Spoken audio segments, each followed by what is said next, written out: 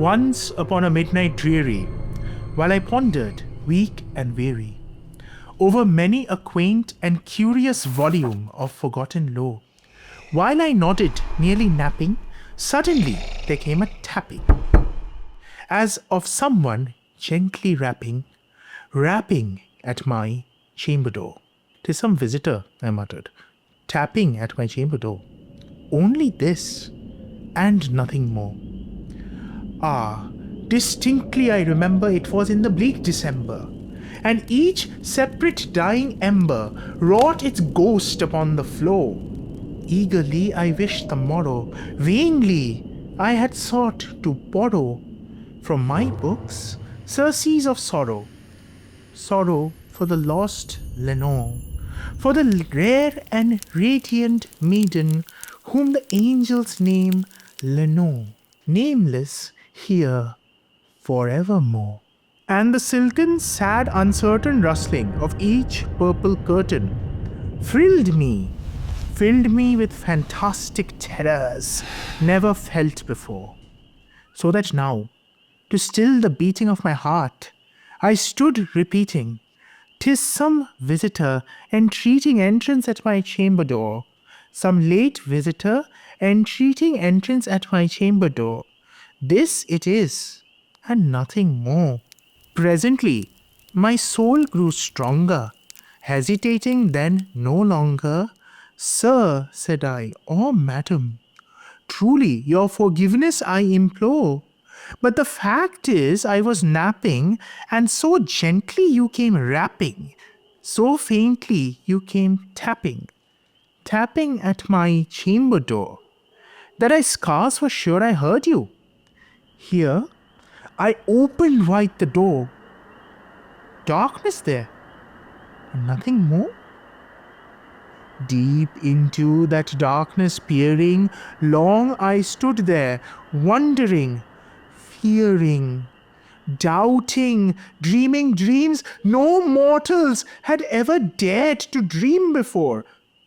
But the silence was unbroken, and the stillness gave no token, and the only word there spoken was the whispered word, "Lenore."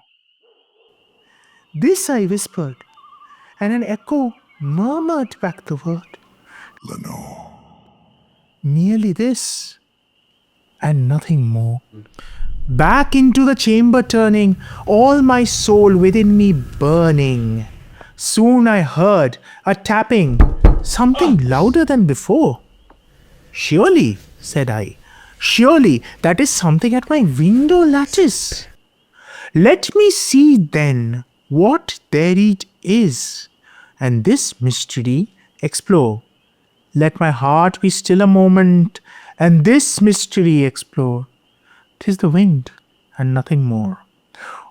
Open here I flung the shutter when, with many a flirt and flutter, in there stepped a stately raven of the saintly days of yore. Not the least obeisance made he, not a minute stopped or stayed he, but with mien of lord or lady, perched above my chamber door. Perched upon a bust of Pallas, just above my chamber door. Perched and sat, and nothing more. Then this ebony bird beguiling my sad fancy into smiling, by the grave and stern decorum of the countenance it wore, "Though thy crest be shorn and shaven, thou," I said, "art sure no craven, ghastly, grim, and ancient raven, wandering from the nightly shore. Tell me what thy lordly name is on the night's Plutonian shore." Quoth the raven, "Nevermore." Much I marvelled this ungainly fowl to hear discourse so plainly, though its answer little meaning, little relevancy bore.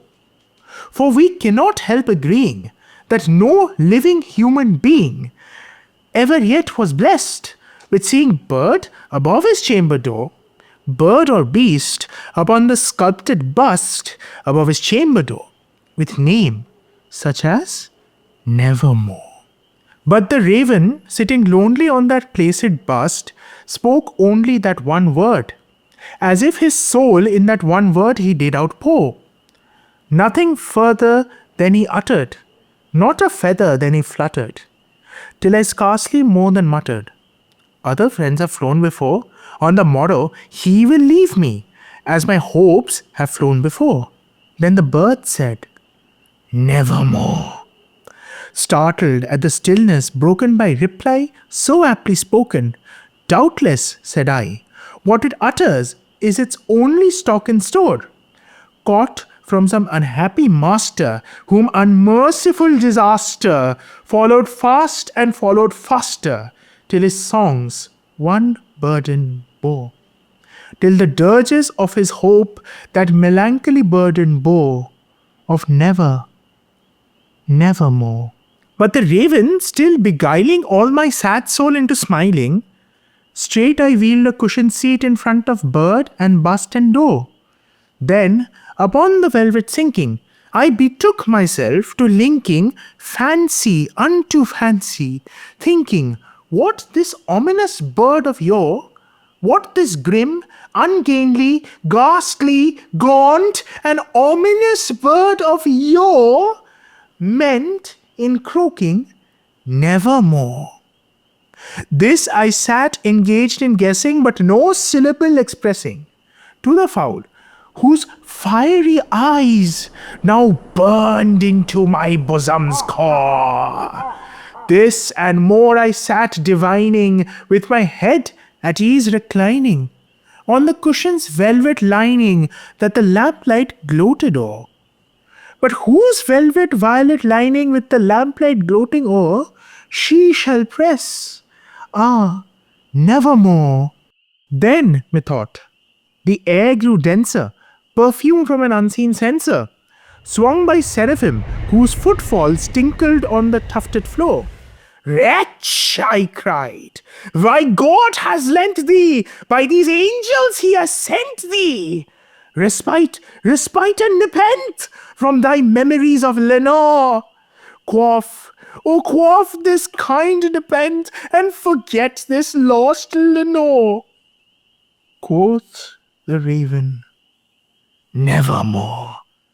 Prophet, said I, thing of evil, prophet still, if bird or devil, whether tempter sent or whether tempest tossed thee here ashore, desolate, yet all undaunted, on this desert land enchanted, on this home by horror haunted, tell me truly, I implore, is there balm in Gilead? Tell me, I implore.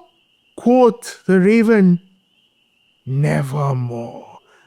Prophet, said I, thing of evil, prophet still if bird or devil, by the heaven that bends above us, by the God we both adore, tell this soul with sorrow laden, if within the distant Eden it shall clasp a sainted maiden, whom the angels name Lenore. Clasp a rare and radiant maiden, whom the angels name Lenore. Quoth the raven, nevermore. Be that word a sign of parting, bird or fiend, I shrieked, upstarting. Get thee back into the tempest and the night's Plutonian shore. Leave no black plume as a token of that lie thy soul hath spoken. Leave my loneliness unbroken. Quit the bust above my door. Take thy beak from out of my heart, and take thy form from off my door. Quoth the raven, nevermore. And the raven, never flitting, still is sitting on the pallid bust of Pallas just above my chamber door. And his eyes have all the seeming of a demon's that is dreaming, and the lamplight o'er him, streaming, throws his shadow on the floor.